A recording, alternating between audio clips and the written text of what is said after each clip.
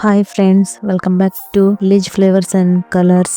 ఈ రోజు మనం చేయబోయే రెసిపీ పుట్టగొడుగుల కర్రీ అండి. ఈజీగా అండ్ టేస్టీగా ఎలా చేయాలో చూసేద్దాం రండి. ముందుగా హైబ్రిడ్ పుట్టగొడుగులను కట్ చేసి పక్కన పెట్టుకోవాలి. ఇప్పుడు మిక్సీ జార్ తీసుకొని 2 ఆనియన్స్, 2 టమాటా ముక్కలు వేసుకోవాలి. పచ్చిమిర్చి, అల్లం వెల్లుల్లి వేసి మెత్తగా పేస్ట్ చేసుకోవాలి. ఇప్పుడు స్టవ్ మీద కడాయి పెట్టి ఆయిల్ వేసి అందులో తాలింపు గింజలు, కరివేపాకు, పచ్చిమిర్చి ముక్కలు వేసి బాగా వేగనివ్వాలి. మిక్సీ పట్టిన పేస్ట్ ను వేసి బాగా చిక్కపడేలా ఉడికించుకోవాలి. కొంచెం పసుపు, సాల్ట్, కారం అవసరం లేదండి. ముందే పచ్చిమిర్చి ముక్కలు వేసున్నాం కాబట్టి కారం సరిపోద్ది. పుట్టగొడుగులను వేసి వేగనీయాలి.